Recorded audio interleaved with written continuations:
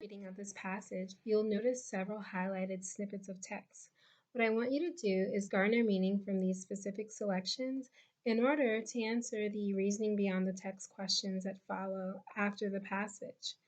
This question type will require you to basically demonstrate that you know how to extrapolate the ideas mentioned in the passage to new situations mentioned in either the question stem or answer choices. All right, so good luck and happy reading.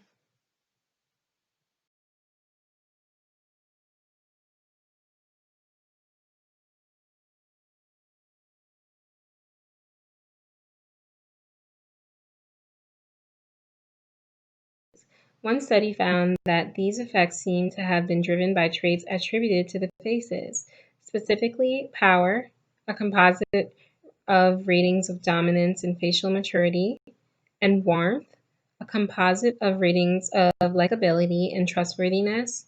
Republican faces were perceived as more powerful than Democrats to the extent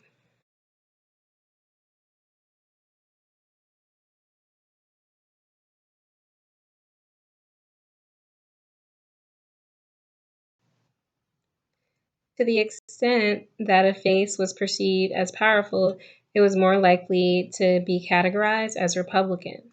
On the other hand, the warmer a face was perceived, the more likely it was to be categorized as a Democrat. Other studies have also found relationships between facial traits and perceived political ideology. For example, one study found that conservative politicians in Finland were more attractive than candidates on the political left. In yet another study, politicians judged to be conservative were more attractive, intelligent looking, and of higher social class than those judged to be more liberal. These judgments can have electoral consequences. Surviving research. Well, I just want you to know that this definition is in brackets isn't a part of the original text. It's just that oftentimes I find that students have trouble with the words that I will define via the bracketed, snippets. So that's just a little extra, okay? So although the accent research has provided important information about factors that may underlie categorizations of faces according to political party affiliation, it may be limited in some critical ways. These studies focus primarily on the target in isolation from the perceiver.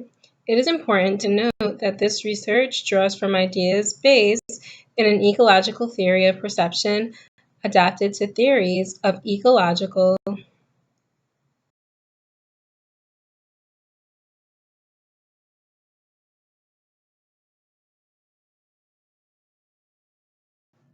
social perception. These theories argue that faces signal certain things to perceivers about what the target may afford. A target may appear, for instance, more or less trustworthy or dominant, which may lead the perceiver to trust or fear that person accordingly. However, it is likely that the accuracy of categorizing ambiguous targets is driven at least in part by the perceiver's identities, dispositions, or tastes. For example, it is known that perceptions of ambiguous group members may be influenced by perceivers' attitudes towards the groups or exposure to members of the group. One study found that heterosexual perceivers who had more experience with gay men were better at categorizing gay faces. Similarly, it is plausible that categorizations and trait ascriptions of Democrat and Republican faces may differ based on the political ideology of the perceiver judge. There does exist some evidence that other perceiver identities and ideologies influence categorizations and judgments based on political affiliation.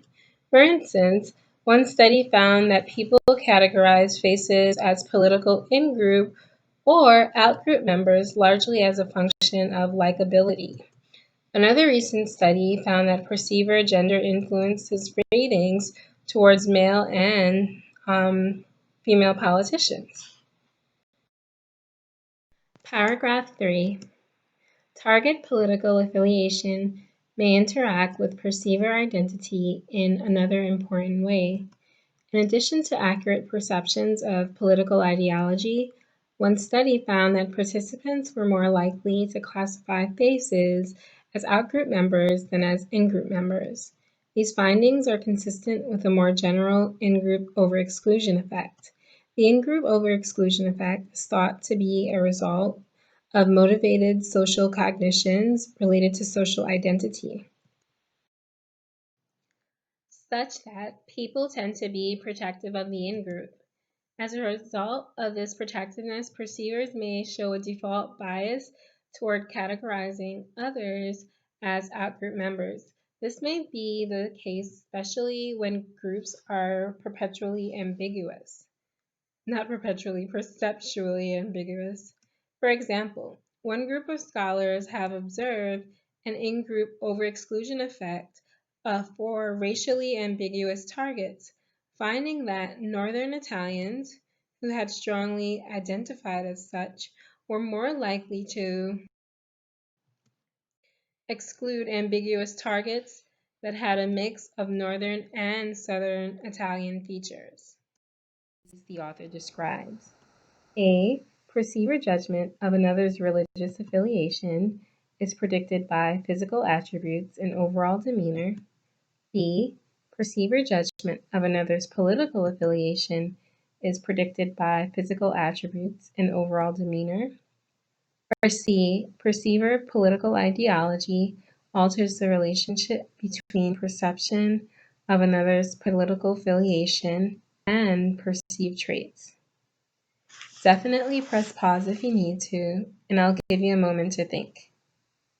If you're having difficulty answering, open up a second window to view the reading of the passage and search for the text support to select the correct answer choice.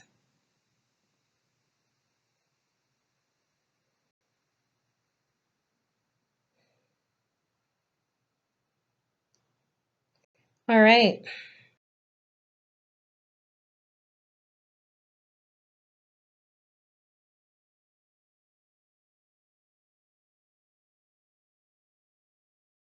Okay, so as stated earlier, this is a reasoning beyond the text question, which means that you have to apply the ideas in the passage to the new situation brought up in the question stem.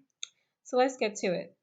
Paragraph 1 discusses how previous studies have shown how political affiliation can be accurately distinguished based on the physical features of a person's face. A study further demonstrating such a relationship would therefore not add anything. Okay. The first answer choice, which is answer choice A, refers to like religious affiliation but not political.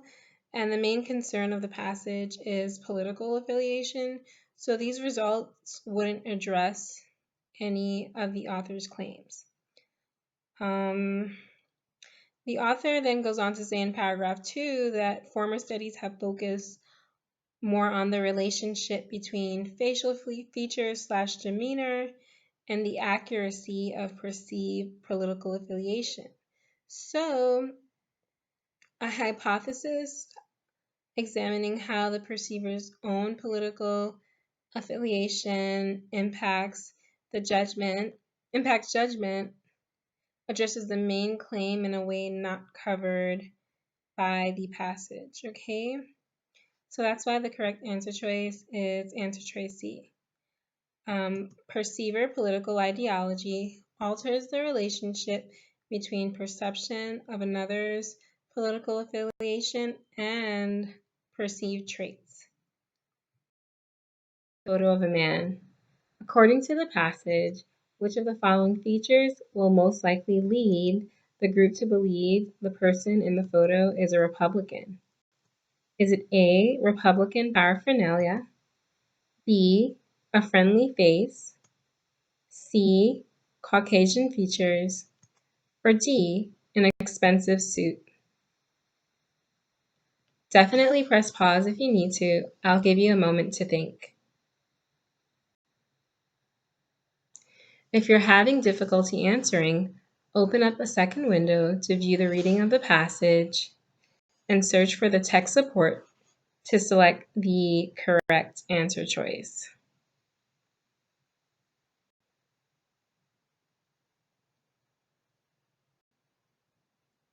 All right.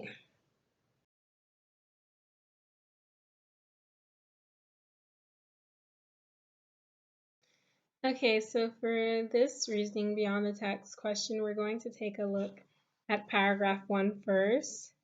Paragraph 1 discusses studies that cited higher socioeconomic class, power, and good looks as traits that would lead people to believe an individual is Republican. Okay. But an expensive suit, which is indicated in answer choice D, does imply a higher socioeconomic status. A friendly face, answer choice B, is similar to likability and trustworthiness, used to convey like warmth and stuff like that. And these are assumed traits that are associated with Democrats and not, Republicans. So answer choice B is incorrect.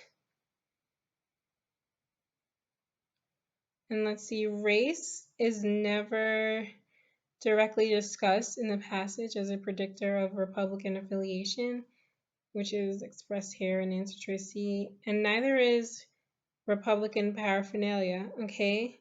Regardless of how obvious this might be, it was never mentioned in the passage, so we're reasoning beyond the text. We're not making things up that aren't there, okay? So the most befitting answer choice is answer choice D, an expensive suit. All right? Okay.